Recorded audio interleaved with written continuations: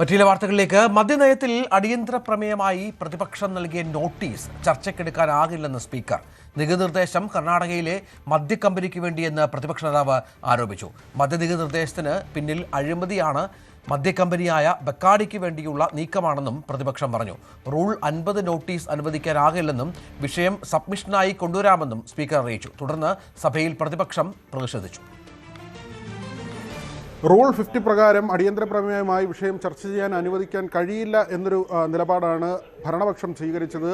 നോട്ടീസിന്മേൽ സംസാരിക്കാൻ സ്പീക്കർ സമയം നൽകിയത് തന്നെ ശരിയല്ല എന്ന വാദമാണ് മുഖ്യമന്ത്രി വി ഡി സതീശനും ആഭ്യന്തരമന്ത്രി രമേശ് ചെന്നിത്തലയും ചൂണ്ടിക്കാണിച്ചത്. അതേസമയം വിഷയം അതിശക്തമായി സഭയിൽ ഉന്നയിക്കാൻ തീരുമാനിച്ച പ്രതിപക്ഷം ഇത് പുറത്തേക്ക് കൂടി കൊണ്ടുവരികയാണ്. വലിയ സമരത്തിന് തുടക്കമിടാൻ തന്നെയാണ് പ്രതിപക്ഷം തീരുമാനിച്ചിട്ടുള്ളത്. പ്രതിപക്ഷ നേതാവ് പിണറായി വിജയന്റെ വാക്കുകളും മദ്യക്കമ്പനിയെ സഹായിക്കാൻ വേണ്ടി ഇപ്പോൾ ഇങ്ങനെ തിടുക്കത്തിൽ ഒരു തീരുമാനമെടുത്തുവെന്നാണ്. സർക്കാർ അധികാരമേറ്റ് വളരെ ചുരുങ്ങിയ സമയത്തിനുള്ളിൽ തന്നെ 7 ഉദ്യോഗസ്ഥർ ഈ ഫയൽ കണ്ടു. അത് വളരെ തിടുക്കത്തിൽ അങ്ങനെ ഒരു ഫയൽ നീക്കം നടന്നത് അഴിമതി നടത്താൻ വേണ്ടി ആയിരുന്നുവെന്നാണ് പിണറായി വിജയന്റെ വാക്കുകൾ.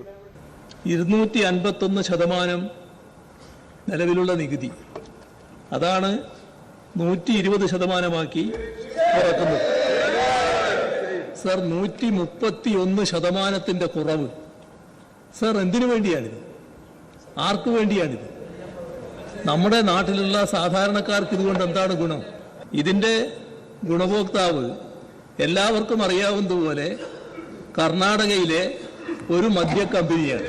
എന്നാൽ പ്രതിപക്ഷ നേതാവിന്റെ വാക്കുകൾ ഉൾപ്പെടെ സഭാരേഖയിൽ നിന്ന് നീക്കം ചെയ്യണമെന്ന ആവശ്യമാണ് ഭരണപക്ഷത്തു നിന്ന് ഉയർന്നു വന്നത്. കാരണം നേരത്തെ തന്നെ ഇങ്ങനെയുള്ള കാര്യങ്ങളിൽ ചർച്ച അനുവദിക്കുന്നതല്ല, അഴിമതി കൃത്യമായി ചൂണ്ടിക്കാണിക്കാൻ കഴിഞ്ഞിട്ടില്ല. അതുകൊണ്ട് തന്നെ ഇത്തരം പരാമർശങ്ങൾ സഭാരേഖയിൽ ഉണ്ടാകരുത് എന്ന നിലപാട് സ്വീകരിക്കുകയായിരുന്നു മുഖ്യമന്ത്രിയും ആഭ്യന്തരമന്ത്രിയും. ബഹുമാനപ്പെട്ട സ്പീക്കർ റൂൾ 50 നിഷേധിച്ചു കഴിഞ്ഞാൽ വാക്കൗട്ട് ചെയ്യാം. പക്ഷേ ആ കേസിന്റെ മെറിറ്റിലേക്ക് ആ റൂൾ 50 കൊടുത്ത നോട്ടീസിലെ മുഴുവൻ കാര്യങ്ങളും അദ്ദേഹം പ്രസംഗിച്ചു. അപ്പൊ അങ്ങനെ ഒരു അവസരം ഉണ്ടാകുന്നത് ശരിയാണ്. ഞങ്ങൾക്ക് ഇവിടെ മറുപടി പറയാൻ അവസരമുണ്ടോ?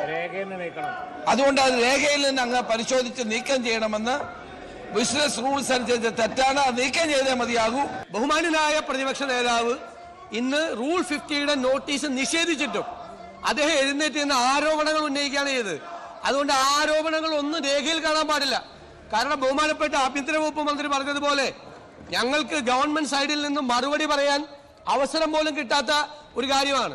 റൂൾ 52ന്റെ വളരെ വലിയ വയലേഷനാണ് ഇവിടെ നടന്നിരിക്കുന്നത്. സഭയിൽ ഒരു കാരണവശാലും രേഖയിൽ ഉണ്ടാകാൻ പാടില്ല.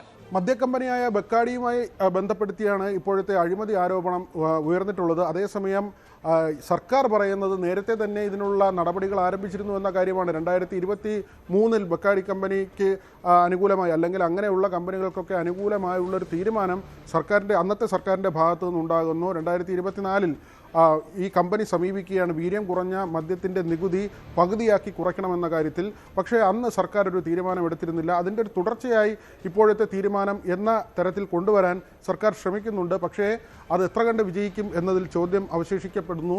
കാരണം ക്രൈസ്തവ സഭകൾ എതിർപ്പുമായി രംഗത്തുണ്ട്. മാത്രമല്ല VM സുധീരനെ പോലെ മുതിർന്ന നേതാവ് അടക്കം ഇക്കാര്യവുമായി മുന്നോട്ട് പോകരുത് എന്ന നിർദ്ദേശമാണ്, അല്ലെങ്കിൽ അങ്ങനെ ഒരു താക്കീതെന്ന് തന്നെ പറയാം, സർക്കാരിന് നൽകിയിട്ടുള്ളത്. അവിടെ വലിയ പ്രതിസന്ധിയുണ്ട്. പക്ഷേ എങ്ങനെ ഈ കാര്യത്തെ മറികടക്കാൻ സർക്കാരിന് കഴിയും? അല്ലെങ്കിൽ MDMA പോലുള്ള വലിയ രാസലഹരികൾ യുവതലമുറ ഉപയോഗിക്കുമ്പോൾ അതിനേക്കാൾ താരതമ്യേന കുറഞ്ഞ തരത്തിലുള്ള ലഹരി പദാർത്ഥം വിൽക്കുന്നത് കൊണ്ട് എന്ത് തകരാറ്? മറ്റ് അപകടകരമായ ലഹരികളിൽ നിന്നൊക്കെ തന്നെ ആളുകളെ മാറ്റാൻ കഴിയുമെന്ന വിലയിരുത്തൽ, അല്ലെങ്കിൽ അങ്ങനെ ഒരു വ്യാഖ്യാനം സർക്കാരിൻ്റെ ഭാഗമായി ചിലരെങ്കിലും പറയുന്നുണ്ട്. BV Vinod, news 18, Thiruvananthapuram. കൂടുതൽ വാർത്തകൾക്ക് news 18 Keralam YouTube channel subscribe ചെയ്യുക.